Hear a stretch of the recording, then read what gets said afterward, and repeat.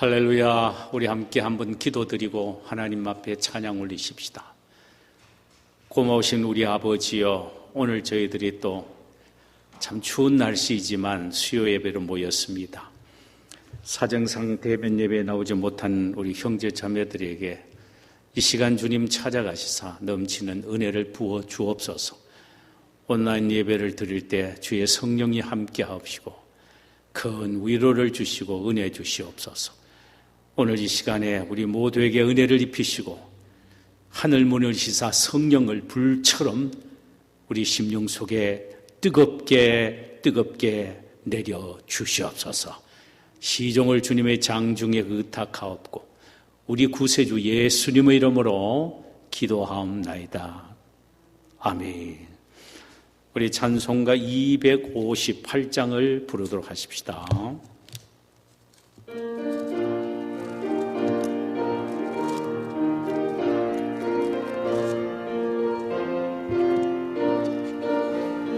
샘물과 같은 보혈은 주님의 피로다. 아멘.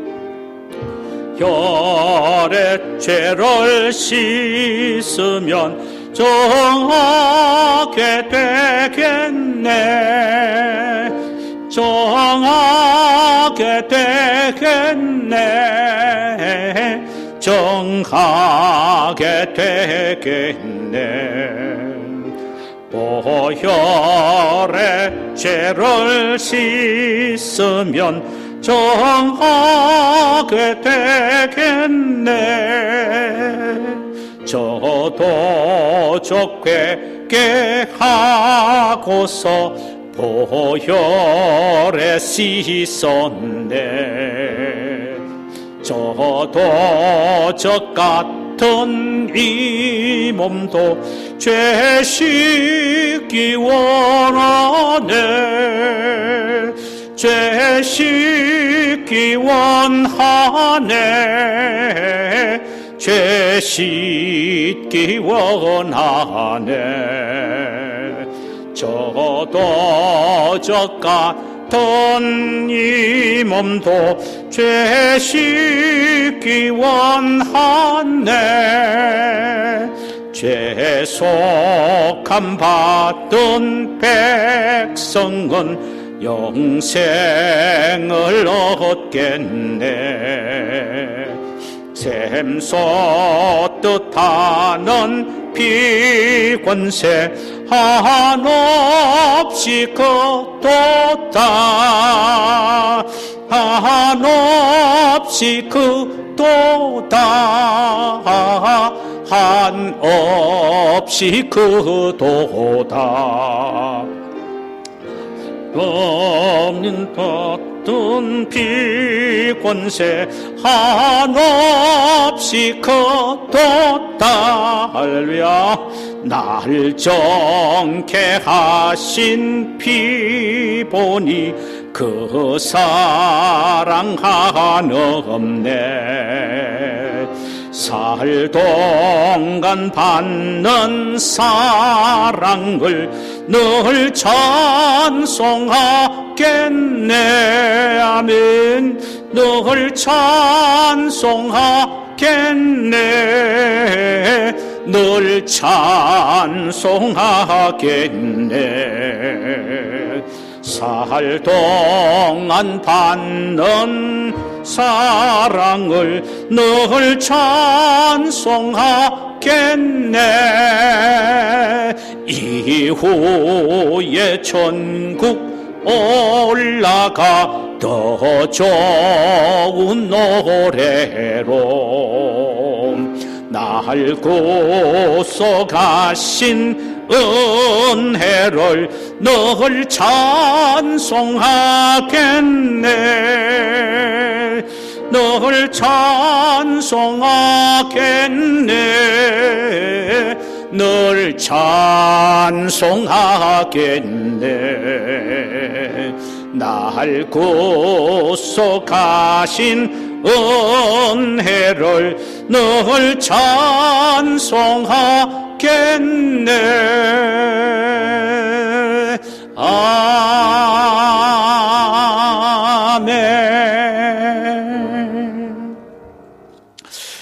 하나님의 말씀을 함께 보실까요? 빌립보서 1장 20절에서 30절까지입니다. 에베소서 다음에 빌립보서입니다. 신약성경 319면입니다. 1장 20절에서부터 마지막 30절까지 우리 한 절씩 교독하도록 하십시다. 나의 간절한 기대와 소망을 따라 아무 일에든지 부끄러워하지 아니하고 지금도 전과 같이 온전히 담대하여 살든지 죽든지 내 몸에서 그리스도가 존귀하게 되려 하려 하나니 이는 내게 사는 것이 그리스도니 죽는 것도 유익함이라.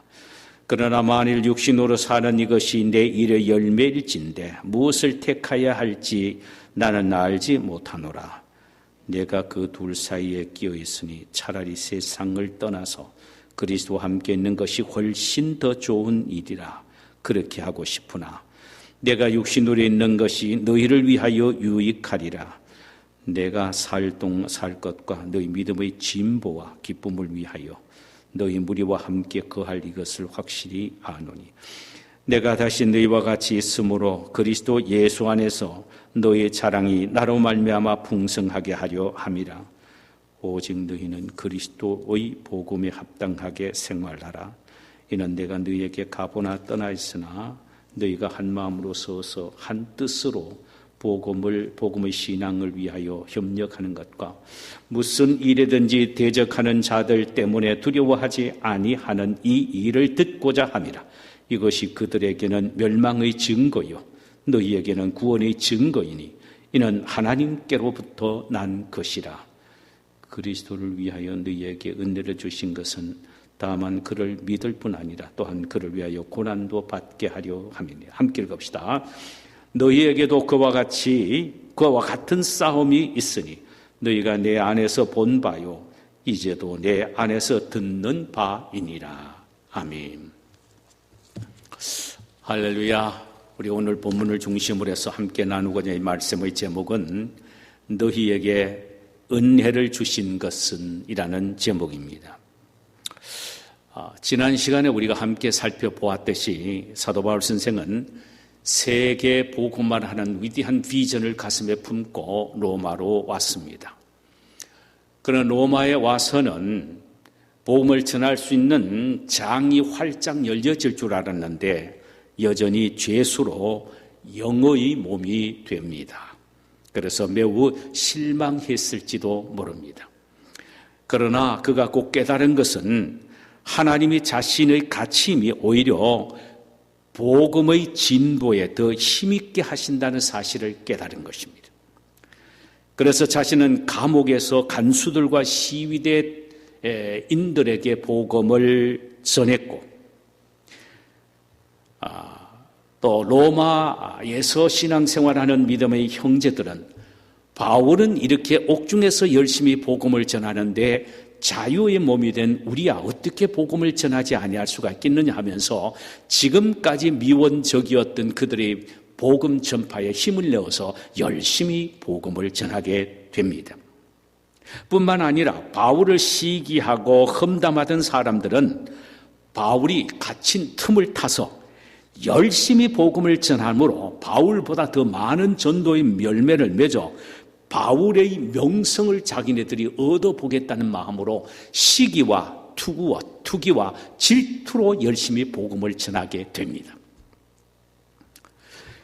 바울은 그 사실을 보고 자신의 매임이 오히려 복음 전파에 더 효과적인 결과가 나옴을 알고 그는 하나님 앞에 오히려 감사했습니다. 그리고는 20절에서 이렇게 고백을 하지요. 나의 간절한 기대와 소망을 따라 아무 일에든지 부끄러워하지 아니하고 지금도 전과 같이 온전히 담대하여 살든지 죽든지 내 몸에서 그리스도가 존귀하게 되려 하나니 이는 자기야 옥에 갇혀 죄수가 되든 말든 관계가 없다는 것입니다. 오직 자신을 통하여 그리스도만 전파되고 그분만 존귀하게 여김을 받는다면 나는 어떤 상황이 있어도 할렐루야다라는 의미인 것입니다. 심지어 자기는 죽음도 오히려 좋다라고 말합니다. 그래서 그는 21절에서 그리스도를 위한 일이라면 죽는 것도 유익하다. 그리스도를 위한 일이라면 죽는 것도 유익하다. 그래서 이는 내게 사는 것이 그리스도니 죽는 것도 유익합니다. 나야 어떻게든 관계없이 그리스도만 존귀되고 그리스도만 나타나고 그리스도의 복음만 증거되면 나는 오케이, 할렐루야라는 것입니다. 그리고 그는 23절에서 24절 사이에서 자신의 심정을 솔직하게 이렇게 고백합니다. 내가 그 둘 사이에 끼어 있으니 차라리 세상을 떠나서 그리스도와 함께 있는 것이 훨씬 더 좋은 일이라. 그렇게 하고 싶으나 내가 육신으로 있는 것이 너희를 위하여 더 유익하니라.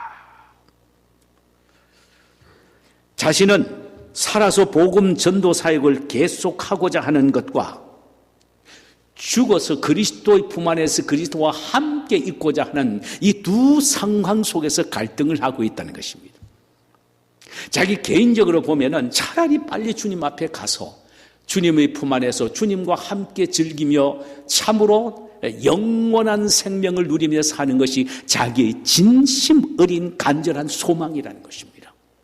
그런데 이 고난 많은 이 세상에서 고통과 고난을 당하면서도 내가 이 세상에 머물러 있는 것은 바로 너희들 자신에게 유익스럽기 때문이라는 것입니다.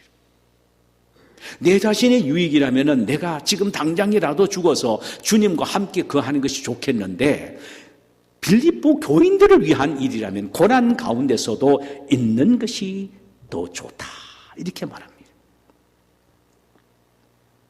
그래서 23절에서 내가 그 둘 사이에 끼었으니 차라리 세상을 떠나서 그리스도와 함께 있는 것이 훨씬 좋은 일이라. 그렇게 하고 싶으나 내가 육신을 이루는 것이 너희를 위하여 유익됨이니라. 너희들 자신을 위해서 내가 육신을 이루는 것이 유익함이니라. 그래서 바울은 목회자의 성도를 위한 유익성에 대해서 이야기를 합니다. 두 가지 이유 때문에 유익하다는 것입니다. 하나는 성도의 믿음의 진보와 기쁨을 위해서는 목회자가 성도들 곁에 있는 것이 낫다라는 것입니다. 하루속에 죽어서 주님 품 안에 안기는 게 훨씬 좋지만은 성도의 유익을 위해서는 목회자가 성도 옆에 있는 것이 중요한데 더 좋은데 첫 번째가 믿음의 진보와 너희들의 기쁨을 위해서라는 것입니다. 25절 내가 살 것과 너희 믿음의 진보와 기쁨을 위하여 너희 무리와 함께 거할 이것을 확신하노니. 바울이 다시 빌립보 교인들과 함께 있으면서 그들을 가르치고 훈련시킴으로 그들이 영적으로 더 발전하고 또한 순종을 배워서 신앙생활을 함으로 그들이 영적으로 더 기쁨과 충만함을 누릴 수가 있기 때문에 목회자, 성도들 입장에서 보면은 목회자가 옆에 있는 것이 유익하다 이 말입니다. 여기서 우리는 빌립보 교인들에게 있어서 바울이 얼마나 귀중한 존재인지 또 그 교회의 주의 종이 얼마나 필요하고 귀중한 존재임을 발견하게 됩니다. 하나님은 교회에 목사를 두신 것입니다. 그리고 성경을 또 주셨어요. 근데 놀라운 것은 교회에 목사를 주신 목적과 성경을 주신 목적이 동일하다는 사실이죠. 대단한 이야기를 바울은 하고 있습니다. 우선 에베소서 4장 11절에서 12절 사이에 보면은 그가 어떤 사람은 사도로 어떤 사람은 선지자로 어떤 사람은 복음을 전하는 자로 어떤 사람은 목사와 교사로 주셨으니 이는 성도를 온전케 하며 봉사일을 하게 하며 그리스도의 몸을 세우려 하려 함이니라. 하나님께서 왜 교회의 목사를 세워주시느냐? 성도를 온전케 하도록 하기 위해서. 이 온전케 한다는 말은 의학적인 용어인데 뼈가 어긋난 것을 바로 맞춰준다 이 말입니다.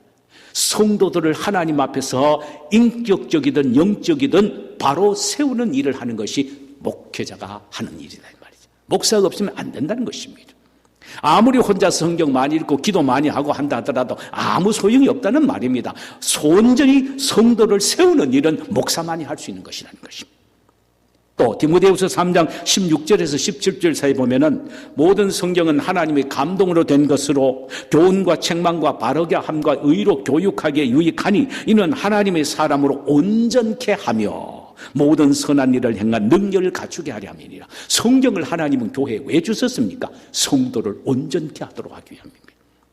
자, 그렇다면은 성도를 온전케 하는 목사가 있고 목사의 손에 성도를 온전케 하는 성경이 들려져 있다면 금상첨화입니다. 이것은 온전히 교회 성도들을 온전히 세우지 아니할 수가 없다는 것, 완벽하게 세울 수 있다는 것입니다. 그러므로 교회는 목사가 있어야 되고 목사 손에 들려있는 성경으로 온전히 교인들을 바로 가르쳐서 온전히 세우는 일을 합니다. 그러니 성도의 유익을 위해서는 바울은 목회자인 자신이 있어야 된다고 이야기를 합니다.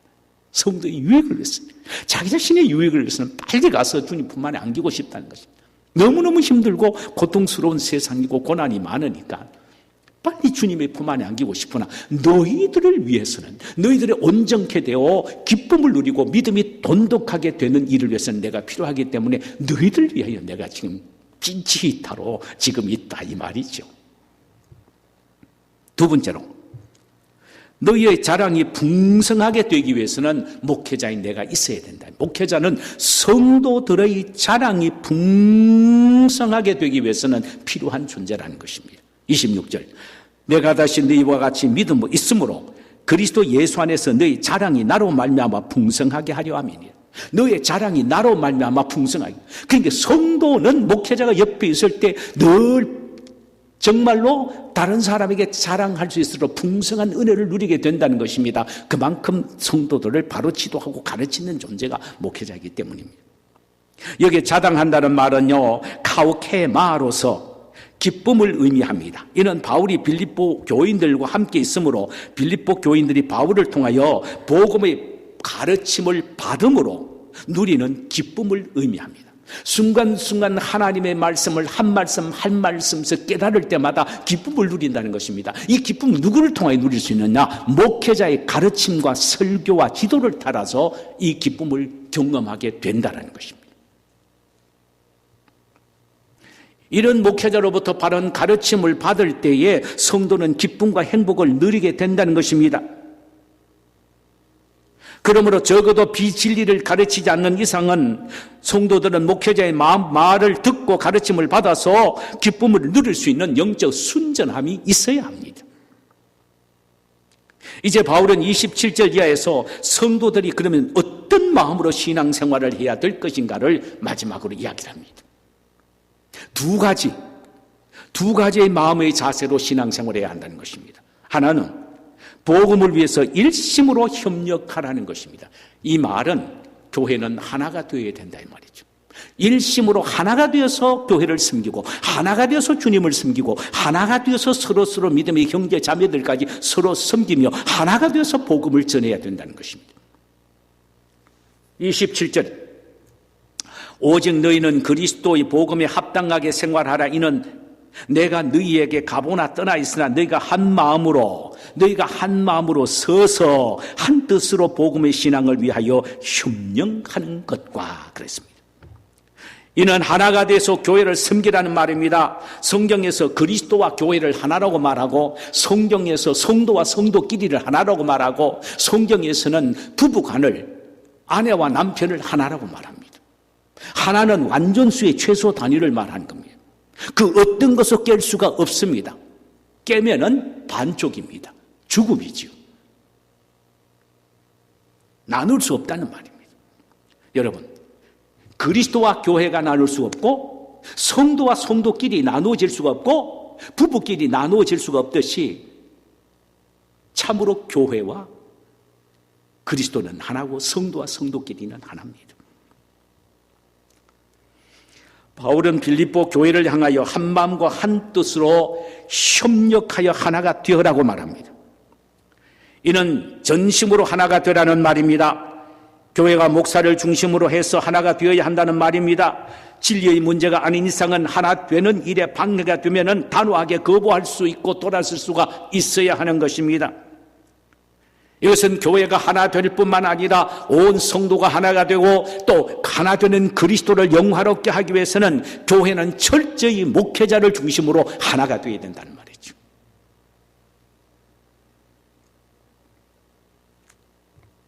만약에 교회 안에서 목회자를 중심으로 해서 하나가 되는 일에 방해하는 요소와 개인이 있다면 단호하게 그들을 배격하고 돌아설 수 있어야 됩니다. 왜냐하면 이것은 내 자신의 영혼을 지키는 일이기 때문입니다. 교회가 목회자와 하나가 되지 않고는 어떤 일도 할 수가 없습니다. 자기 자신의 유익이 전혀 없다는 말입니다. 오히려 영적으로 피폐해 줄 뿐입니다. 또 교회가 목회자를 중심으로 해서 하나가 될 때 교회는 부흥되는 것입니다. 그래서 바울은 빌립보 교인들에게 너희들이 하나가 되어라 이렇게 말합니다.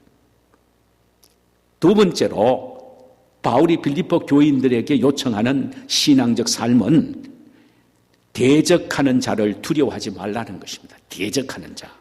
자, 이 대적하는 자가 누군지 한번 보십시다. 28절. 무슨 일이든지 대적하는 자들 때문에 두려워하지 아니하는 이 일을 듣고자 하매라. 이것이 그들에게는 멸망의 증거여 너희에게는 구원의 증거가 되나니 이는 하나님으로부터 난 것이라. 여기에 대적하는 자가 누구냐? 교회의 하나됨을 방해하는 자들입니다.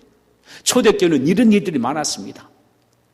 유대주의자들도 그렇고 또 이교도들을 중심으로 해서 일어나는 이단 사상들도 그렇고 바울을 중심으로 해서 교회가 세워졌을 때에 그 교회가 하나됨을 철저하게 방해하는 요소들이 있었습니다. 바로 이들을, 이 방해하고자 하는 이들에 대하여 두려워하지 말라는 것입니다. 구체적으로 이 방해하는 자들이 누구냐 하면 주석가 켄트와 마르틴은 유대주의자들뿐만 아니라 하나됨을 방해하는 모든 자들을 가르친다라고 했습니다. 사도 바울은 이들의 행위에 대하여 다시 말하면 하나 되지 못하게 만드는 이들의 행위에 대해서 칼날같이 이렇게 말합니다. 저들의 행위는 멸망의 증거가 되며 하나 되기 위하여 힘쓰고 노력하는 너희에게는 구원의 증거가 되니라. 저들에게는 멸망의 증거요, 너희들은 하나가 되고자 하는 너희들은 구원의 증거라는 것입니다. 하나를 파괴하고자 하는 저들에게는 멸망의 증거요, 하나가 되고자 하는 너희들에게는 구원의 증거가 된다는 것입니다. 하나를 파괴하는 것은 멸망을 자초하는 일입니다. 요한 칼빈 선생이라고 유명한 장로계 창시자가 있죠. 그분은 기독교 강요라는 전대미문의 책을 썼습니다. 그가 기독교 강요 속에서 교회론에서 이렇게 이야기합니다. 교회를 분열시키는 것은 그리스도의 몸을 칼로 자르는 것과 같은 것이다.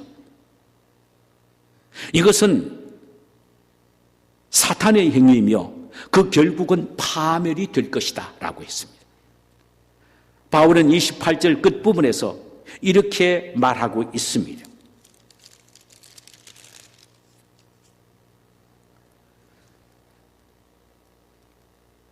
구원을 받은 믿음은 하나님께로부터 온 것인데 이런 믿음을 가지고 있는 사람은 결코 하나됨을 파괴할 수 없다는 것입니다.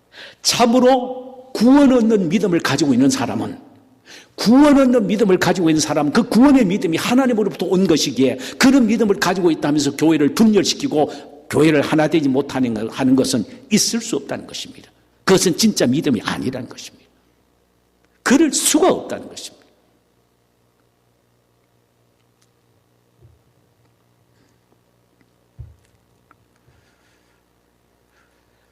바울은 힘주어 말합니다. 하나됨을 파괴하고자 하는 그 대적자들을 두려워하지 말라. 하나를 파괴하는 자들의 미혹에 넘어가지도 말라. 그들의 협박에도 넘어가지 말라. 이는 교회의 하나됨은 영적인 생존의 문제이기 때문이라는 것입니다. 영적인 생존의 문제이기 때문이라는 것입니다. 이렇게 성도에게 바울은 하나가 되어라 라고 이야기하고 하나 되고자 하는 일에 방해하는 자들을 적극적으로 대항하고 그들의 술책에 두려워하지 말라라고 이야기합니다. 이것은 곧 하나됨이 얼마나 중요한가를 우리에게 말하고 있습니다. 그리고는 그는 마지막에 힘주어 말하는 것이 있습니다. 그것은 도대체 은혜가 무엇인가라는 것입니다. 우리는 종종 믿음을 은혜라고 말합니다. 맞습니다. 믿음이 은혜입니다. 하나님이 거저 주신 은혜이죠. 그러나 주님과 주의 몸된 교회를 위하여 고난받는 것, 은혜라고 말합니다. 그걸 아셔야 됩니다. 주의 몸된 교회를 위하여, 주님의 십자가를 위하여, 주님의 복음을 위하여, 교회를 위하여 고난당하는 것, 이것이 은혜란 말이죠. 자랑할 것 하나도 없습니다. 이게 은혜예요. 원망 불평할 것 없어요. 이게 은혜입니다. 이 사실을 29절에서 밝히 말합니다. 그리스도를 위하여 너희에게 은혜를 주신 것은 다만 그를 믿을 뿐만 아니라, 그렇죠, 은혜를 주신 것은 믿음이다. 믿음이 은혜다. 또한 그를 위하여 고난받게 하려 하십니다. 믿음이 은혜입니다. 뿐만 아니라 고난이 은혜라고 말합니다.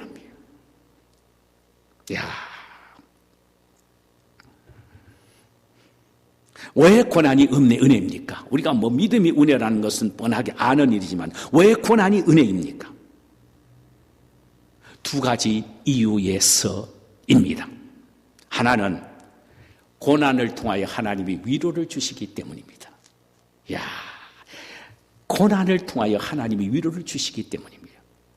이는 고난이 없는 곳에는 진정한 위로도 없다라는 의미입니다.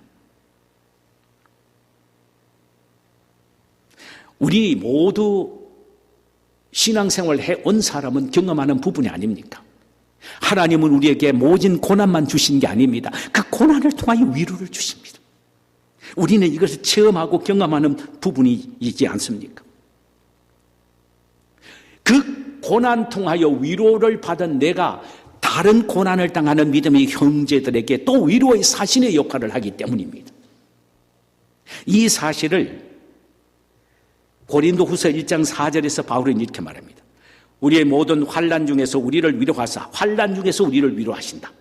위로하사 우리로 하여금 하나님께 받은 위로로서 모든 환난 중에 있는 자들을 능히 위로하게 하시는 이시로다.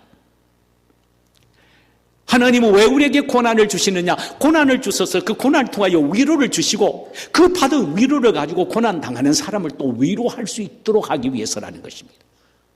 그러니까 고난은 이래저래 위로입니다. 은혜입니다. 내가 위로를 얻게니까 은혜를 받게 되는 것이죠. 내가 또 다른 사람에게 위로를 주니까 또 은혜를 나눠주는 거예요. 그렇다면 고난이 없는 곳에는 참된 위로도 없다라는 말입니다. 고난에 위로가 있기에 고난이 은혜라는 것입니다. 또 하나는 고난을 통하여 주님 앞에 설 때 면류관과 상급이 있기 때문입니다. 그러기에 고난이 은혜라는 것입니다. 바울은 디모데후서 4장 7절과 8절에서 이 사실을 이렇게 고백합니다. 나의 선한 싸움을 싸워 나의 달려갈 길을 마치고 믿음을 지켰으니 이제 후로는 나를 위하여 의의 면류관이 예비되었으므로 곧 의로우신 재판장이 그날에 내게 주실 것이라. 내게만 아니라 주의 나타나심을 사모하는 모든 자에게니라.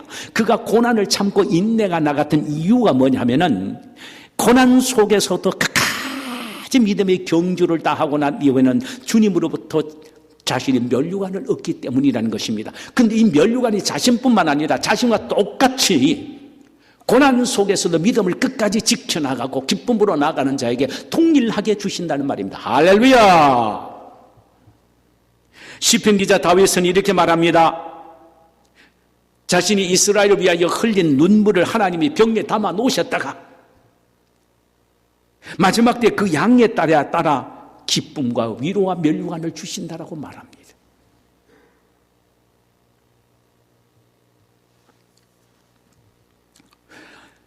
30절에서 바울은 자신에게도 이런 고난의 싸움이 있었으며 이것을 너희들이 보았다라는 것입니다. 내가 왜 이 고난 속에서도 끝까지 인내한 줄 아느냐? 면류관 때문이다. 너희들이 나를 보았지 않느냐? 나처럼 복음을 위하여 이렇게 모질게 고난 당한 사람 너희들 본 적 있느냐? 너희들 나를 보았지 않느냐? 내가 왜 이렇게 인내할 수 있었는지 아니? 주님 앞에 설 때 면류관 때문이라는 것입니다. 자, 그러면 우리가 마지막으로 한번 정리를 해보십시다. 그렇다면 진짜 고난이 주님 앞에 설 때 면류관이 증표가 되고 진짜 고난이 은혜라는 사실을 우리 모두가 확신한다면 주님의 교회를 섬기면서 당하는 고난 때문에 원망 불평할 필요 하나도 없습니다. 그건 말이 안 되는 겁니다.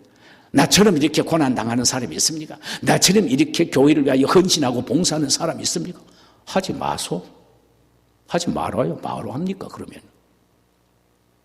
아니에요. 그 자랑할 것 하나도 없습니다.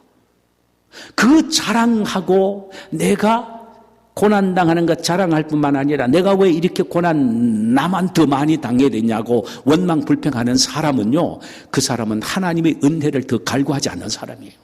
하나님의 은혜가 뭔지를 모르는 사람이에요. 그 속에 하나님의 은혜가 넘치게 있단 말이죠. 하나님은 넘치는 은혜를 주신다는 것입니다.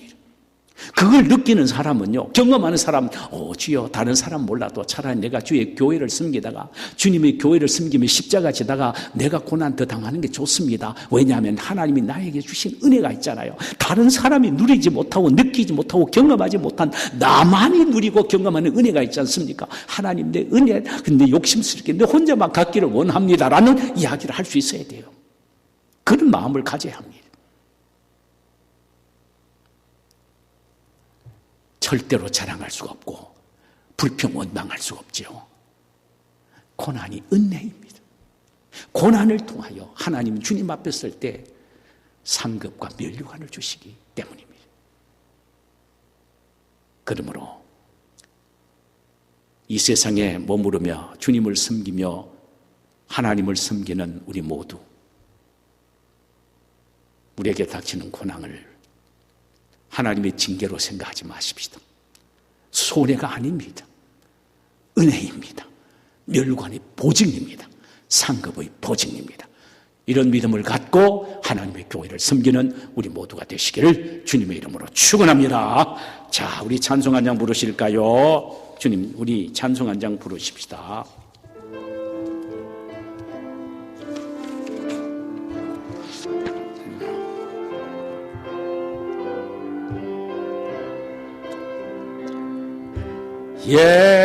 예수 사랑해요. 나 주 앞에 엎드려 경배와 찬양 왕께 드리네.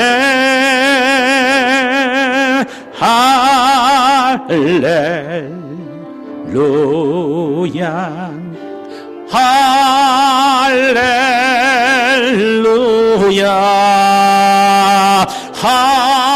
할렐루야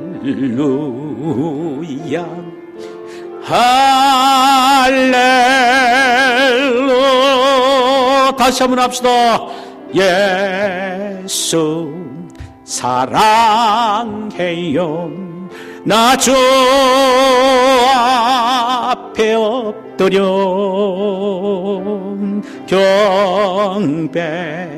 경배와 찬양 왕께 드리세.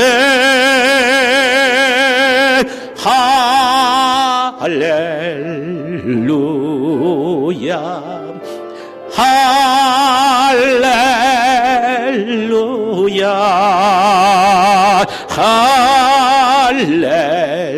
할렐루야 할렐루야